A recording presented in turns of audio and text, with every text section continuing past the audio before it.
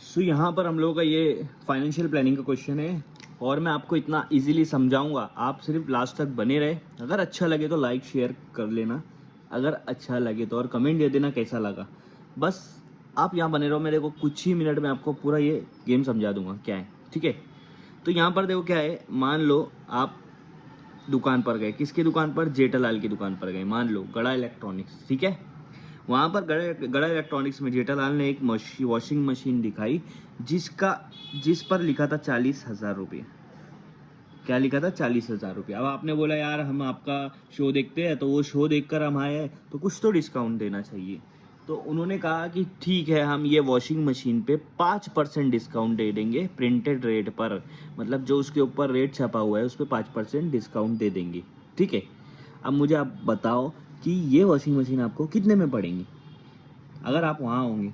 तो मैं आपको निकालने बता देता हूँ। सबसे पहले हम लोग यहाँ पर स्टेप बाय स्टेप अगर जाते हैं तो सिंपल से आपको बता देता हूँ, और एक और भी चीज़ बताऊँगा। स्टेप बाय स्टेप जाते हैं तो आपको डिस्काउंट कितना मिला, आपको डिस्काउंट कितना मिला, आपको डिस्काउंट मिला है 5%। आपको डिस्काउंट मिला है 5%।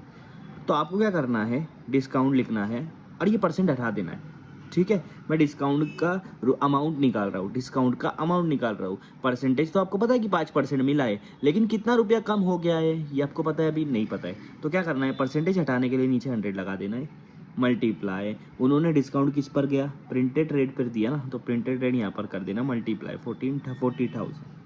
तो इससे आपको डिस्काउंट मिल जाएगा कि आपको कितना रुपीज़ डिस्काउंट मिला। क्या मिल जाएगा, डिस्काउंट। ये 0 0 कैंसिल कर दूंगा मैं, ठीक है। 4 को 5 से मल्टीप्लाई कर दूंगा तो मेरा आंसर आएगा 20। और कितना जीरो बचा है, 1 2, उसके आगे 2 0 लगा दो। ये आपका डिस्काउंट है, मतलब आपको 2,000 रुपये डिस्काउंट मिल गया। तो आपको वो वॉशिंग मशीन कितने में पड़ी, जिसको हम लोग टैक्सेबल अमाउंट कहेंगे, कितने में पड़ी। टैक्सेबल अमाउंट आपका कितना आया, अमाउंट आपका कितना आया, वो है आपका टोटल 40,000 था, उसमें से 2,000 उन्होंने कम कर दिया, डिस्काउंट दे दिया। तो अब हमारे को वो पड़ी 38,000 रुपीज़ विदाउट जीएसटी। अभी जीएसटी नहीं लगा है, ठीक है, 38,000 रुपीज़। अब आप बोलोगे यार सर आप इतना लंबा कर रहे हो, अगर आपको शॉर्ट करना है तो ये 5 की जगह पर 95 लिख दो, 0 0 कट करो और 95 को ये 400 से मल्टीप्लाई कर दो, डायरेक्ट आपको 38,000 मिल जाएगा। डायरेक्ट आपको वो अमाउंट मिलेगी जिसमें आपको वॉशिंग मशीन पड़ी, ठीक है। इतना समझ गया आपको, ठीक है। अब आप बोलो, अब आप हम आगे बढ़ते जीएसटी। अब आप बोलोगे कि ठीक है 38,000 में तो पड़ी, अब जीएसटी इस पर कितना लगे। तो उन्होंने बोला कि ये देखो ये चीज़ पर 28% जीएसटी लगता है। अब आपको ये समझना चाहिए कि 28 जीएसटी किस पर लगता है, जीएसटी लगता है टैक्सेबल अमाउंट पर, ठीक है। सबसे पहले परसेंटेज हटाऊंगा तो नीचे 100 आ जाएगा, फिर मल्टीप्लाई करूंगा टैक्सेबल अमाउंट। टैक्सेबल अमाउंट आपके पास कितना है, 38,000। टैक्सेबल अमाउंट कितना है, 38,000। तो आप अब जीएसटी निकाल रहे हो कि जीएसटी कितना लगने वाला, 2 0 कैंसिल, 2 0 कैंसिल, आपके पास बचा 28 और 38, 380 बचा है, ठीक है। तो 28 को 38 से मल्टीप्लाई कर लो साइड में, अगर आपको नहीं है तो इस तरह से। 8 8 सा कितना हो जाएगा, 64 हो जाएगा। 8 3 सा कितना होगा, 8 3 सा 24 और प्लस 6 30, ठीक है। अब यहाँ पर 38 2 सा कितना, यहाँ 0 लगाओ, 38 2 सा कितना होगा 40, 42 सा 80 होता है, 4 माइनस कर दो 76। अब इन दोनों को प्लस कर दो, 4 6 7 और 3 कितना होना 1000।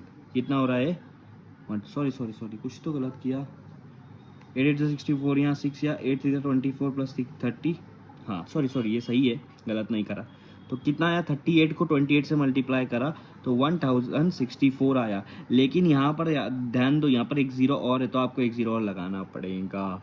तो ये आपका जीएसटी आ गया। जीएसटी कितना भरना पड़ेगा आपको, 38,000 के ऊपर कितना भरना पड़ेगा, 10,640।